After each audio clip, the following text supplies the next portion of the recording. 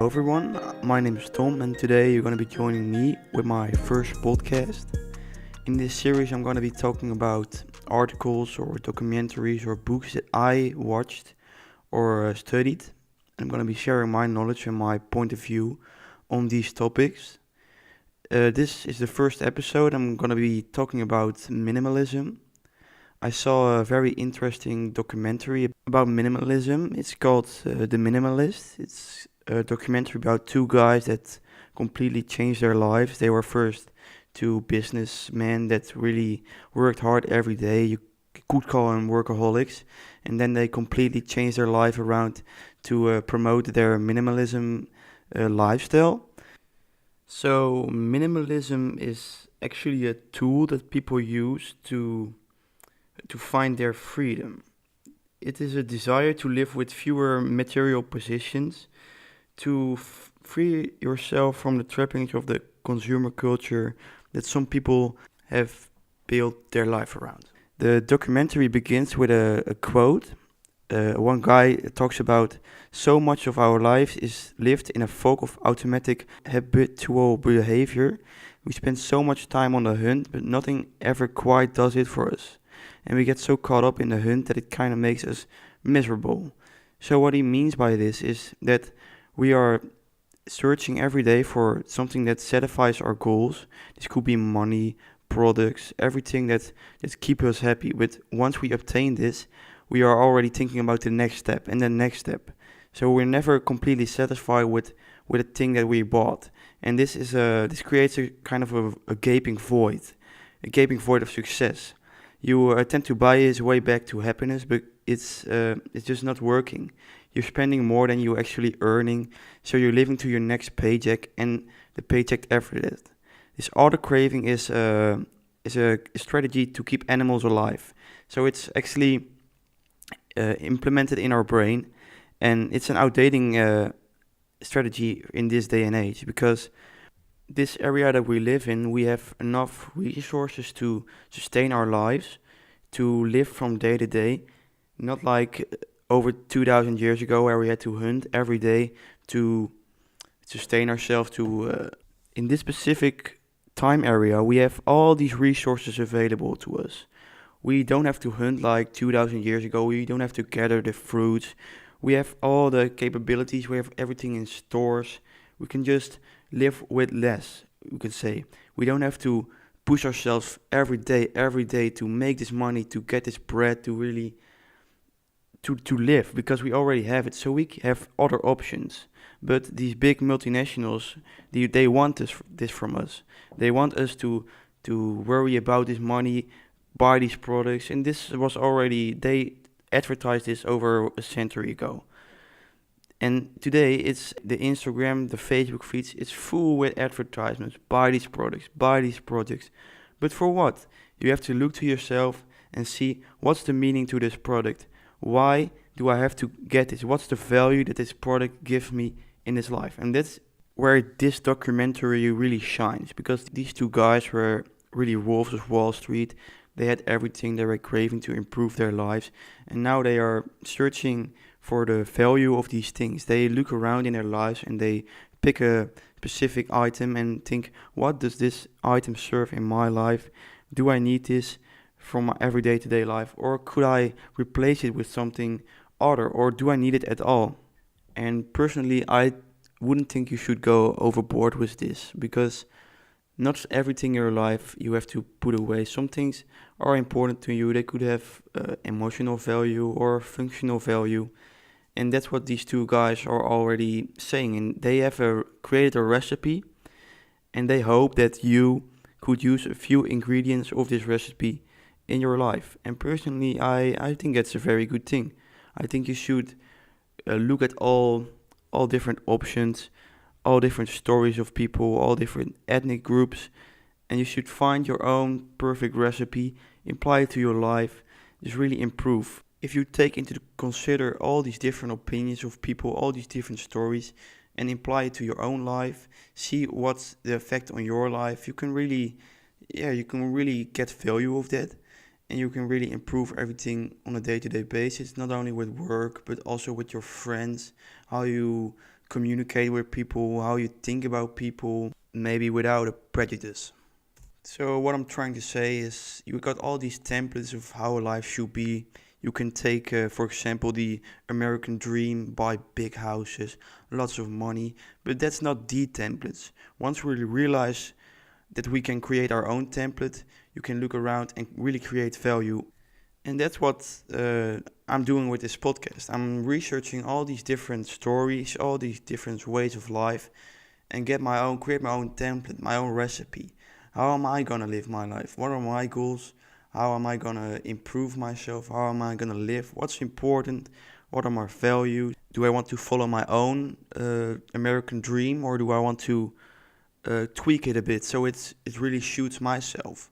There was this study with all these people with these big houses, and it resulted in a heat map that shows that people only use about 40% of their space. People buying these huge houses with a budget of 500,000 euros or dollars, and it's their max budget.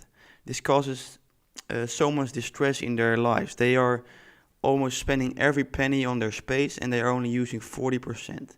They have these 2 living rooms, a theater room, diner places, and they only use the 1 room. So why do you have all this space? Why do you pay all this money if you can save it, scale a little bit down, and live more comfortable, go on vacations, do nice things, and not worry about bringing this money every month?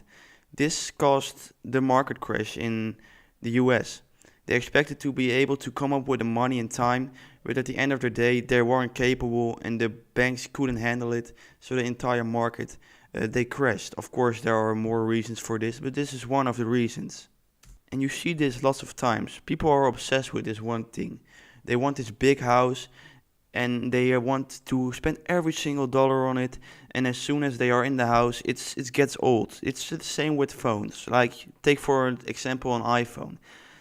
You have the iPhone 6, you are really hyped about this, you want to get it, and if you buy it, it's a source of satisfaction. But as soon as the next version comes out, the iPhone 7, you're watching to your mobile phone and you're thinking, what's this? Then it becomes a source of dissatisfaction. And I think this is very problematic. You earn all this cash, you work this hard for this product, and after a year, it's not worth anything for you. So why have you worked this hard? You could have spent this time doing other things, creating memories. But now you are searching a materialistic thing, which is a source of dissatisfaction. So really think, what is the use of this product? What is the value that it's going to give me as a consumer, as a human? And is it worth all the money? Or maybe you can spend it elsewhere. That's really what I'm taking home for me with this documentary. The following thing that they discussed was the trend of fast fashion. Our parents, the earlier generation, they had 2 seasons of clothes. They had the warm months or the cold ones. Now, these days, we see that there are almost 52 seasons. Every week, another season. Every week, another set of clothes gets outdated, and these big multinational companies want you to buy as much products every week, of course, because they want to make money. They give you the idea that these clothes that you wear 1 week, the next week are outdated. So they come up with a new collection very often. So the current collection is getting sold, it's getting priced off, and that's outdated. People think, oh no, this is outdated. I want the newest of the new, I want the new trend. You see that with Zara. Zara is a very quick distribution channels. They can see it on the catwalk, and in a few months they could have it lying on the shelves. And this is Zara's strength. You see that other companies like CNA and other retail shops are really a step behind. They have to design their clothes a year in front, and then the next year it's on the shelves. But the Zara really has a head start with this. They have the option to, through their distribution channels, because they have everything in their own hands, they could sell and move the products fairly easily. So they get the reputation as a fast fashion company. And this works because people that shop with Zara are arguably they are fashionable.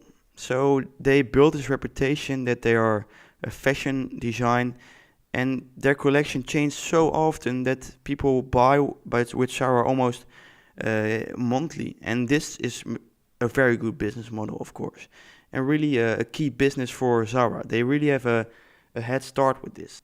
So I'm excited to see how these companies are gonna catch up with Zara, because now Zara is still growing. Other companies are catching up. So it's gonna change, and I'm excited to see what's coming. Personally, I enjoy fashion. I think creating your own unique style really can bring satisfaction in your life, and it can really bring happiness. So I personally am not really worried about this trend. Of course, it's interesting to see that it changed so much over a few decades. Of course, there are a few sustainable questions that you could ask with this, because what's being done with the clothes that's not been sold? Could it be shipped to people with less fortune? Can they get these clothes? Because you see often that these companies are getting rid of it as easily as possible. We got this one scandal with this big clothing company. I'm not sure which one it was, but they burned clothes, a very large pile, and they did this a few times. It was this really big scandal a few years ago. And of course, this is not good. Very much people in the world don't have clothes, or cannot afford these clothes, but you could give them to them. This is of course, a possibility. Burning them is not good for the climate. This kind of speaks for itself. But if is a purpose for these secondhand clothes that are not sold, I'm all in favor for it. So personally, I do not believe that consumption is this bad thing, but compulsory consumption, I think it is. That it's being put up to your throat, like you have to buy this, otherwise you're not going to be part of this group.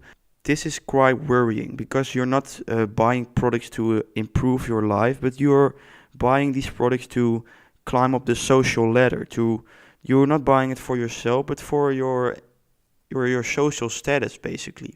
So I am really gonna think, why would I buy this thing? Is it for myself, or is it just because people are gonna think and look at me like, whoa, he has this new piece of technology? But do you buy it for yourself? Does it have use in your life, or do you buy it to impress other people? So does it really give value to your life on a long term, and does it not eventually get a source of dissatisfaction? So now you could ask yourself a question: what's the good way? How do I win? And the answer is, there is no answer to this. You really have to create your own recipe, your own template, and if you just look, you're open to other opinions, other stories, you can really create a good template and improve your life at the end of the day, create value.